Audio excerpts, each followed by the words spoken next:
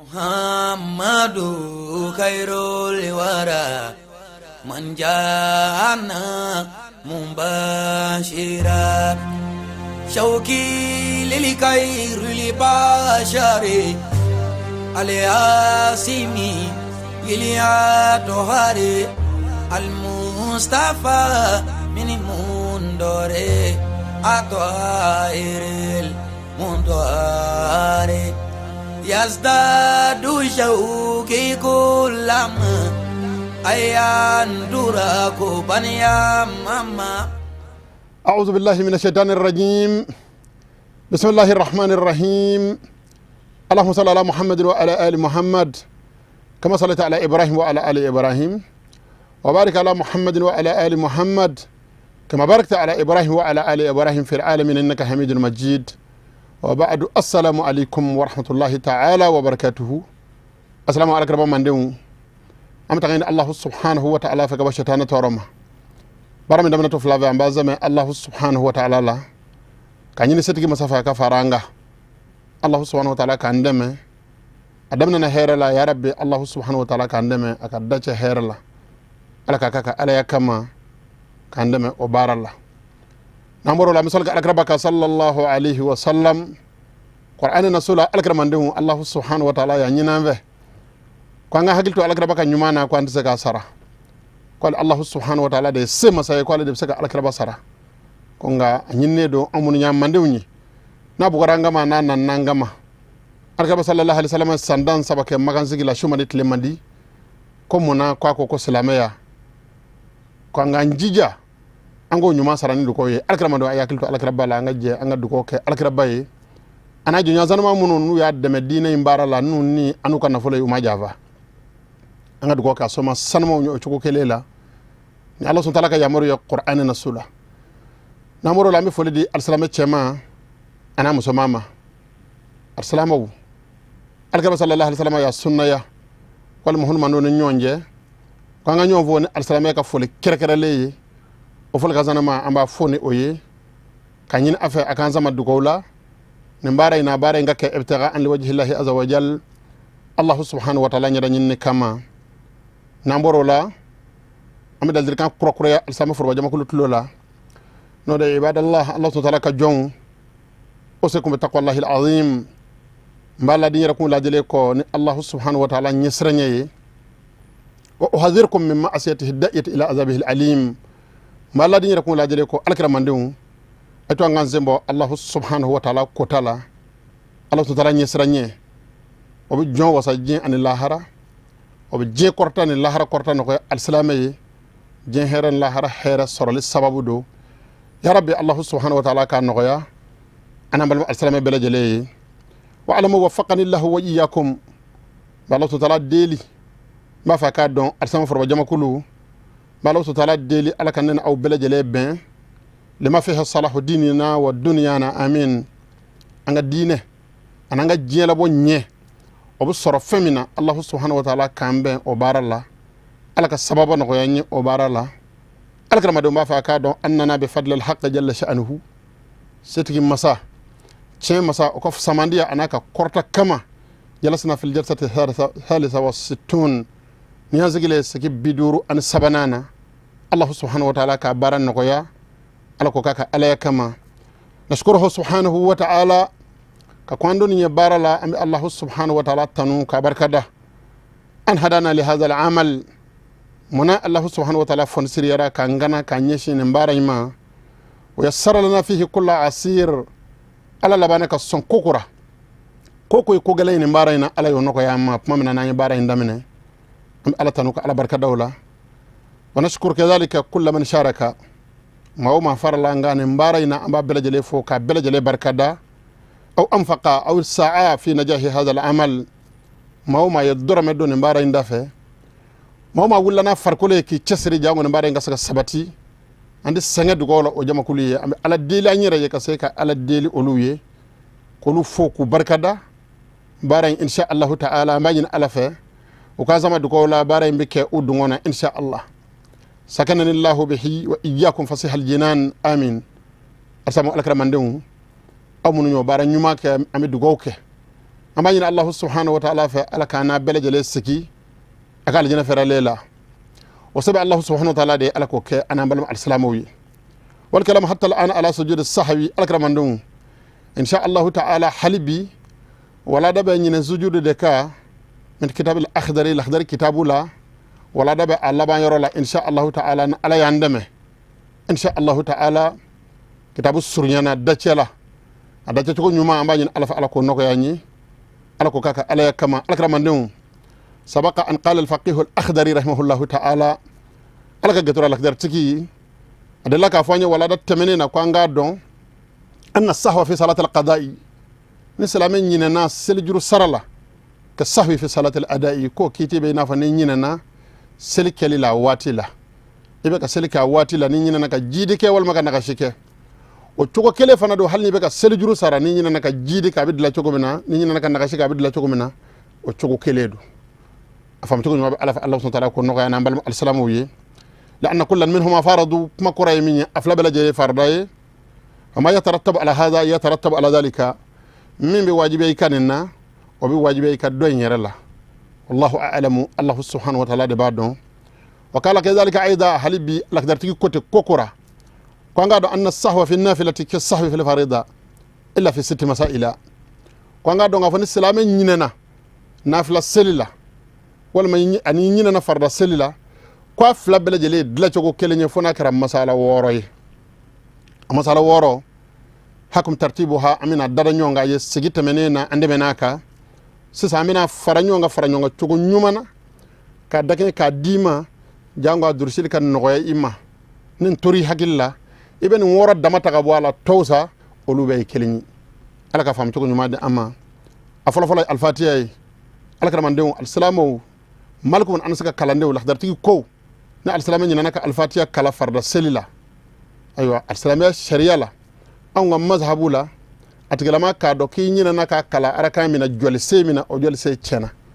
ibo jatike tika ka biga selila kana ni jole se wore ka kala ola ka selike o ke tugo nyumana ni tlala salamu blale ko ibe baadake ni adla tugo farda la anadla tugo fome nyongo nafla la ni nafla do ni ñina na aywa al-fatiha ko jole se dola ibi seli nge kata ban seli bandola yani ka salamu bla ibi tendiru ko flake memi wele ko sujudul qabli ibo tendiru ko flake ka tahiyya kala ka salamu bla o be bla al-fatiha inona ira ya don mbalma ke mbalma muso kafla fora nyongo nya masala folo folo yi masala flana o de qira'atu surati wa sirru fihi ka aywa suran kala anika gindoke aywa suran kala ndola ni masala flani o fara al-fatiha ka o sabaye ni mami nyinana sura kalani ko aywa wala ma nyinana gindo keli ko akeyoro la farda selila abi jatede ko nagashi atigila ma soro qabla de bi nyini atigila ma fes aywa seli ban yoro la tendru ko flaka kon salamu bla linye ngani naflado ni hagili jingina na itemene ko aka sura makala wala ma gindo ko ngaka ke ayo o make assalamu ba nyini fe sharia ba nyini fe ika tani ka selinyi karatila nderitila aywa salamu blale aywa ibi salamu aywa selinge o ketugula ka dafa qablati nyini fe ninde davaraye ani farda ni nyonje annani na o bangini yoray al-salama ni bangini ke yorola gindo yorola farda sella baada de bi nyini fe ngani nafla seldo foyti nyini ife ibado sisangoni ku foro nyongo nani na invanana adurna ode ziyaratu rak'ati ni mami nyina na farda selila ka araka ngele mvara selika selfa na misalula selfa na jokon nani bane ko inyina na ka wulni duru nay asalama sharia la anga fiqhula anyini do atigala ma fa ka sey kan sigi ka tahiyya kala ka salamu bla ay wulka jomi ngeno kunda la jena abe baada ka jidi mi varla ka selika o wala ni nafla selido ate dilati ni nafla do mbalma ke mbalma muso wullani ayo nafla jogo flafla de e wullani sabana minyi ibo ke ko dafa ka sey kanani nani nanyi ka soraka tahiyya kala ka salamu bla qabla tinyini fe ba'da tinyini fe ni aduru nayi worona na laba mbalma ke mbalma muso o de al-salamu mi ni siyado ba'da al-arkan intala ni mami nyina na sel farda doko ya hagili bi jingana wati mina ya sor akunda la jena ni farda selido tu'idu abada seli bi seki bada bada i hakili mana jingana jiye wato wati a doko farran cena e bi seki kanani aywa sel wati nye kokora ngani nafla sel do a segiliti nyini fe balma muso kora kiye korole minge ko kany ndax dar tige nde foanye ko nga don ku flabi fonyongo ni masala woro de la labayna kitab nazum ya foanye ko wadhakiru mithlu ruku'in was-sujud min ba'da tulin was-salam la yu'id ma misalu la ko ma nyina na pimbe mina ko sella wala ma nyina na tenjuru ko sella ya gilib jingana wati mina o ya sora awati janyana wa salamin wala ma hagilib jingana wati ya sora ya salamu bla la yu'id kiti saki o ka nafla wa fil fard yu'id abada kamubtali nafila ta'ammuda kuna sora nafla do ko da ya chokoyi ngani farda do kibi saka ka bada fokata sai sayamani hagilib jingana na ibi saki farda nga ka sel Allah subhanahu wa ta'ala ko ba ko na fani mamin do na nafla sel kono kito seli kono nzenga na dama walma bato yara de nega borana dawrata nafla ko anga blaya kashinga ci iyera mate alati ya fayma nafla kele ko ibo nafla kele juru sara alay laftarti yende ka misalu yi ayo nyefol fitin nimbe aka laftarti ko kono mami nyina na ayo al-fatiha ko ayo ko qabla sujud de be ke kadla ayo nafla la nga sharhu ko kitabu ayo wala ntigi o ko konanye ayo al-fatiha farraya fle hadisa munu nan al-fatiha ko kunga nanyo hadisa ayo choko fle ko hadisa chaya fle ko amba ye ka fo ko al-fatiha aka kanga jate fardaye na jatera fardaye o choko kele do jaku yado ayo a fardaya kama ayo qabla kana saka ka kadla parce que mata maliki la ayo fefe mi wele ko farda o bele jele dla chogo keleni nga hadisa nana al-fatiha la ka farda ya fo ayo don bo foranyo hadisa no muradula al-karba ko sallallahu alaihi wasallam ko za salata liman lam yaqra bi fatihatil kitabi selte maye mami ma al-fatiha kala ni al-karba ka hadisa kerema do yemi nan al-fatiha ko kunga wa qawluhu sallallahu alaihi wasallam aida halbi anana ka al-karba ma kokora ko man salla salata ni mami selike لا يقرأ الرجل فيها بفاتحة الكتاب نيتشين أي سلينجة أما الفاتحة كلا سلينا كفهي خداج غير تمامي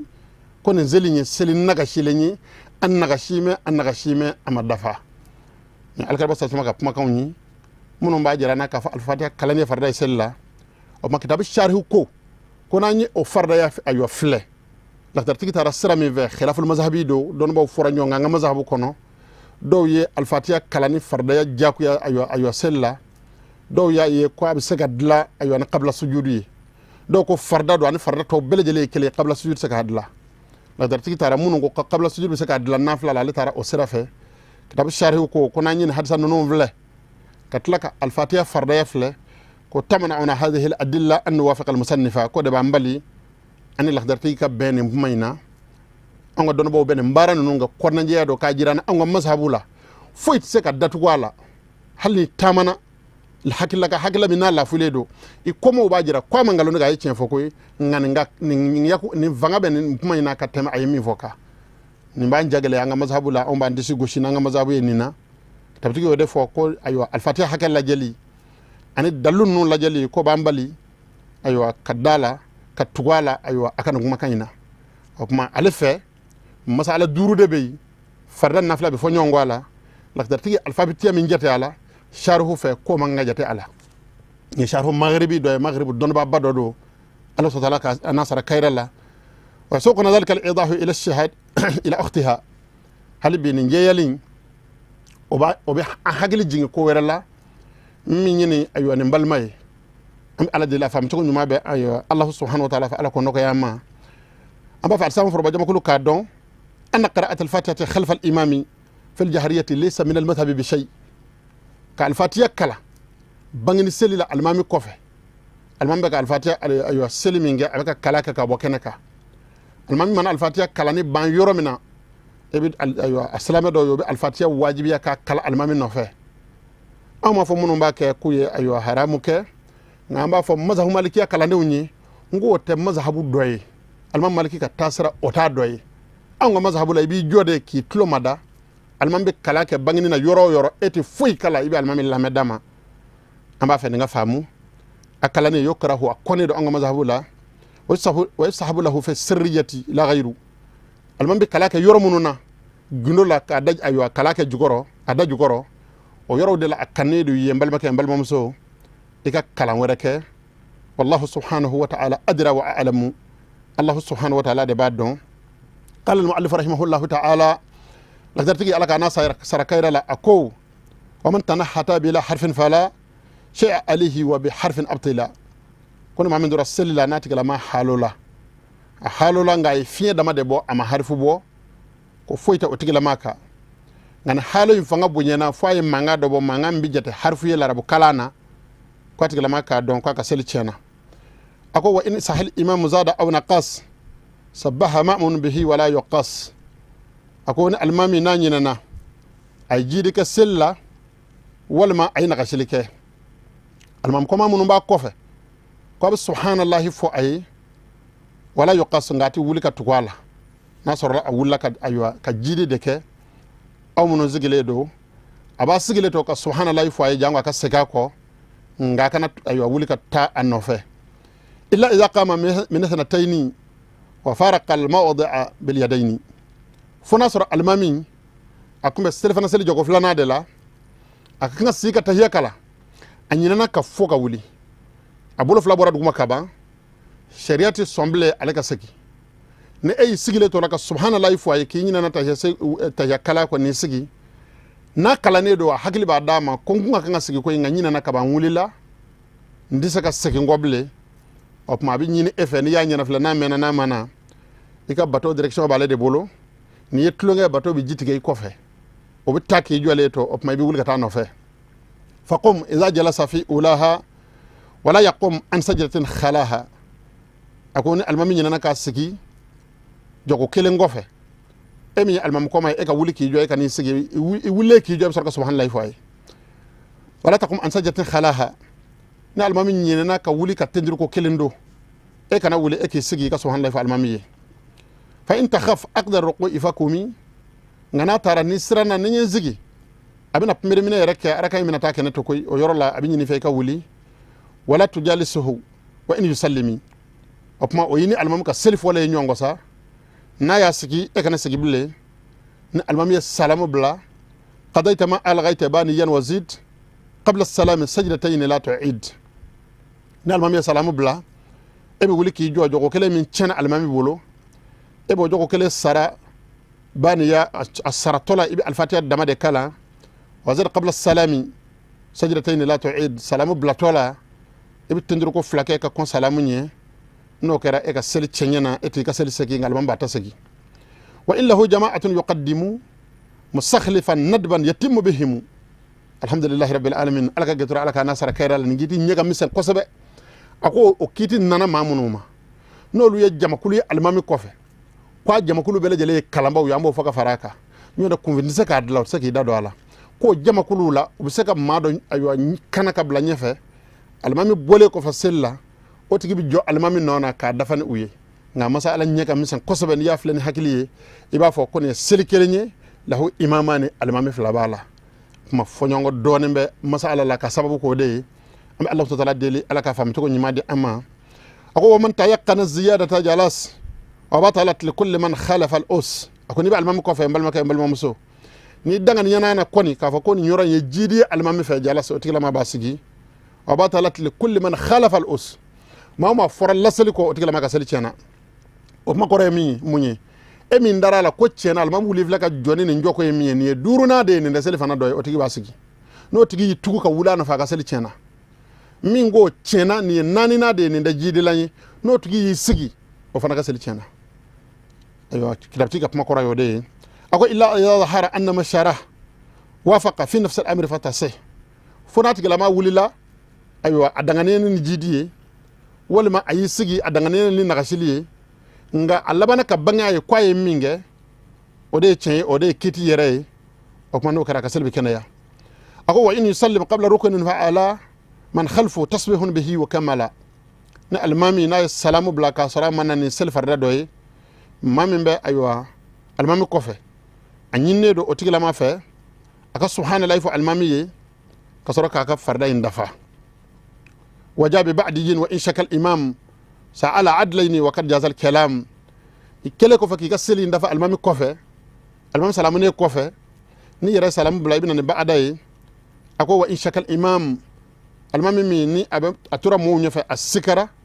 سأل عدلين وقد جاز الكلام كوا بالله درف لاني نغا أكومولا كو يرى لا الدغالي دو كاكا بمسلي كونو وإنت يكن الكمال عاملا كون المام نادغانيانا ko sisan woni bara addafara ala danganiyana wala amala ko be barake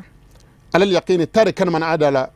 addanganiyana minga ko be barake no ye ko kana sekible kala dirni nga abi wakli sira alala illa li kathratihim fa yad'u yaqinahu walil udul yarji'u fona sor la mamunu ba kofe abaka selni mamunu nyenolu ka chan kosebe ulu jate ka chan kosebe o ladiri nunu abolu aywa abaka aywa danganiya toyi أبسكي كتا علوما والحمد لله العلي ظاهرا وباطنا وأولا وآخرا الحمد لله رب العالمين كتاب تجي أي على تنوك على بركة دا قابل الله سبحانه وتعالى تنو مسامي مسا كورتا لني ظاهرا مسا بانينندو وباطنا أيوة مسا أيوة كنك مسا دو وأولا وآخرا مسا فولو على دي كو دمنه أيوة مسا لبا فنادو ko be Allah subhanahu wa ta'ala tanu kuma mina ni ala sona lakdar da kenyana ko be ala tanu balma muso an fana be seki ka ala tanu ale no fe ka ala barkada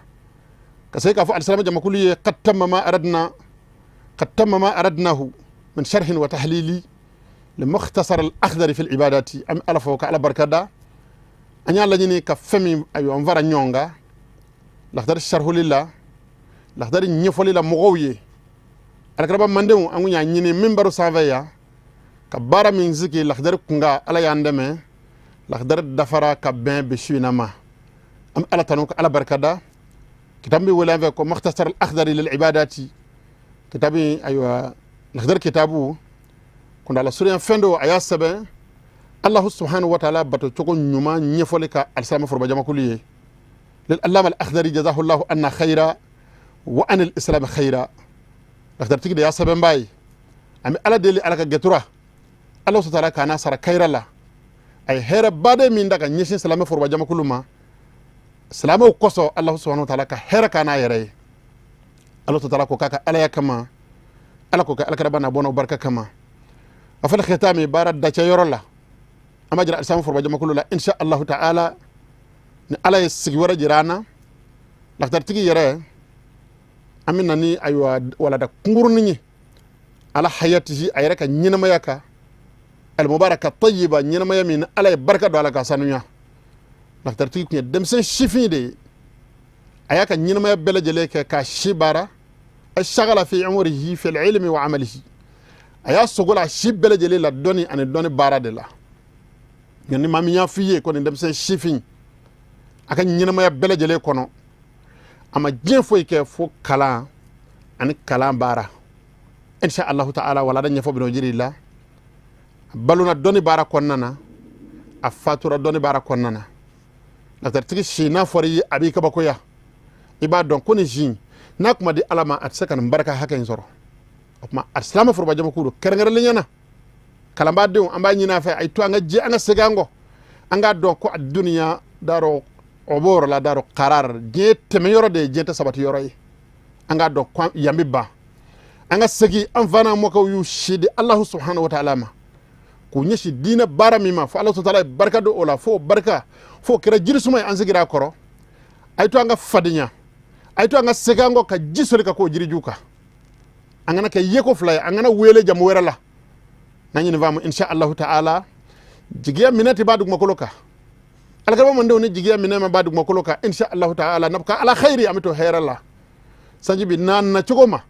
na jora aywa korea ka na jora aywa geleya ka jigiya mine do bi tegeja ala ko ala nyanyi ni fe est-ce que ibadaka wa bahimataka ala mbanyi ni fe ki ka jon ani ka bagum mi ala ba fo e kama na ala sona mbu mi ngani koy na alla bana hum na mbele jele yele mana ka nyeshi aywa je koma ni qur'ana datugura ni qur'ana kalamlo datugura lak dartigi nyuanaw uye sira min da aywa ana nyuanaw ye sira min bo ye jele taka sira min tiga na sira nogora okuma amike ko wereye o ma Allah subhanahu wa ta'ala wa'idu min wa kangar gele min goshi abo kangar debe da mi yala kan sigo ka tike jaye mat saki yere ayo balika yala oka Allah subhanahu wa ta'ala ko ka fanya inna Allah la yughayyiru ma biqaumin na Allah subhanahu wa ta'ala ti jama kulu kala halaya yala ma hatta yughayyiru ma bi anfusihim nu yaru ya yala man ala ba yala ma no fe ne ba jira nan dor Allah subhanahu wa ta'ala ko nan zabalillah madhabu kalande na nyanyi si madhabu kitabu ma na feku kala ka shido kan so golan Allah subhanahu wa ta'ala bato tuko nyumaye dum ko barka be sega a tuko korola antoine an jamu be sega a tuko korola sanji be sega a tuko korola jamana yara be sega a tuko korola duni dugu be segi ulla hala korolela am ala del ala ka kelin mande amma insha Allah ta'ala na ala sanama sigina ta Allah dar tigi yere minni aka baro bina fadanya doni ndo idisu kuna ibina don ko cena maka kanga sabe asara deta jani mai sabe asara ta hali shido ayara binye je so mo meka dugo ke nyonyi kwala ka dafla munya ni salamo ye saya ni sira kuta saya bina la mahalata fo ita bali barka nyini shila dama je shi bade mato nyini bile am dum mun nga dum man angal aywa nyina ma yere la halaya man bile ma bi ala jeli dama ala ke balosh aywa suturala ika barka sura ishila ishutrale kata ala ma ka sura ma je do so bele jele yalla am ala del ala ka kelin man de amma barakallahu li wa lakum fi alquran alazim wa fi hadith nabiyyi alkarim innahu huwa as-sami'u al-alim ربنا أتنا في الدنيا حسنة وفي الآخرة حسنة وقنا عذاب النار سبحان ربك رب العزة عما يصفون والسلام على المرسلين والحمد لله رب العالمين محمد خير الورى من جاءنا مباشرا شوقي للخير لبشر الياسمي إليا توهاري المصطفى من مندوري أطهير المندوري يزداد شوقي كلما أيان دراكو بنيا ماما